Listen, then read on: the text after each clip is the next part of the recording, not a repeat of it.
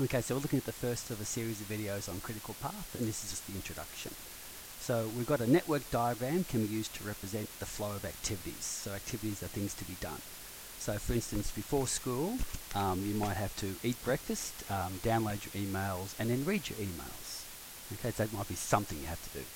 So some activities must precede, go before. So precede just means go before. Go before. So for instance, to read your emails, you must first download your emails. So this would be a preceding activity to read your emails. Okay, and some activities can be done without having a predecessor. Okay, so to eat your breakfast, you might have to cook your breakfast. That might be another activity, but if it's just coming out of a cereal box, you may not have an activity. Okay, but if you've got to cook breakfast, you have to cook your breakfast. Might be an activity that comes before eating your breakfast. Okay, so copy that and come across. Okay, so what we're going to do is come up with a diagram that represents this. So for instance, to eat your breakfast, we're saying there's nothing that you have to do. But to download your emails, so these are the activity letters, A, B, and C. To read your emails, before you can read your emails, the activity B must occur. Okay. Now these are just notional times. Okay, over here, and so the activity. Okay, so we start off here at the start, and activity A can happen. So this is you starting, and this is you finishing the day or the morning. Okay, so activity A takes 6 minutes, and activity B takes 1 minute before activity C takes 4 minutes. Okay, so your whole day does not take 11 minutes because these things, the minimum time would be 6 minutes because these things can happen in the background. Okay, but that would be your diagram. So these aren't these letters down the side are your activities, and these are positions you have to get to along the way. Okay, so copy that and come across, and we'll look at a larger example. Okay, so this is a bigger day.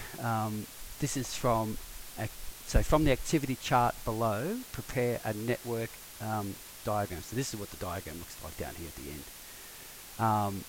For a morning schedule. Okay, so from the activity chart below, prepare a network diagram, which is down here, for your thing. So these activities, you have to prepare breakfast, you have to cook breakfast, you have to eat breakfast. It doesn't matter what letters are, we'll put them on the diagram. And it takes 4 minutes, 2 minutes, and 6 minutes. You have to have a shower, you have to get dressed. So again, these things happen in a certain order. You brush your teeth, you download your emails, and you read your emails. Okay, you don't need to do anything before you prepare breakfast, but to cook your breakfast you must prepare it. So activity B can't start till activity A has happened. To have a shower, this one here, I'm just going to say you can't have your shower till you've prepared your breakfast. Okay, you can't get dressed until you have a shower. To eat your breakfast back up here, you must have cooked it. We're going to say you have to have got dressed. So these things here will come in the information. You don't have to work this out. And we're saying before you can eat your breakfast, you're going to have to download your emails as well. To brush your teeth, you must have eaten your breakfast. And I'm saying that you've got to read your emails before you can brush your teeth. So again, don't worry about, you don't have to use any knowledge, I'm just giving you these things. To download your emails, you've already got to have started your breakfast. And I've got one more thing. So to read your emails, you've got to have cooked your breakfast, and you have to have got dressed, and you have to have downloaded. Okay, so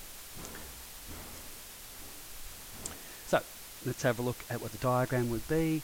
So there's an implied direction, the start, and we're just going to keep moving along.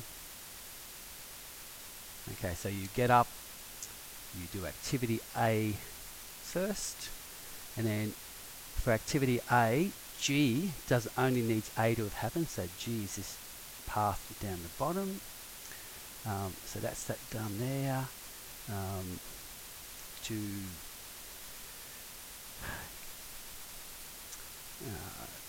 You can cook your breakfast after A, which is going to be that activity just there. And then activity D comes after activity A.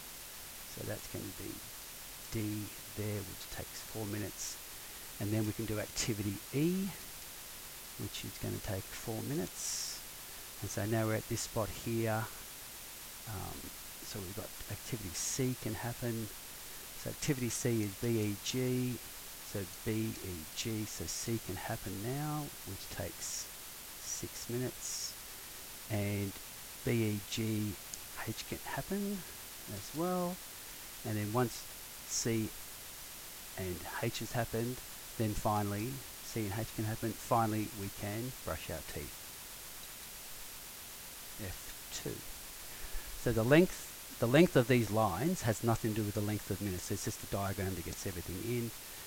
The lines are the activities, not the nodes, and this graph has an implied direction, and we call this a directed graph or directed network. Okay, so you'll get some practice on that.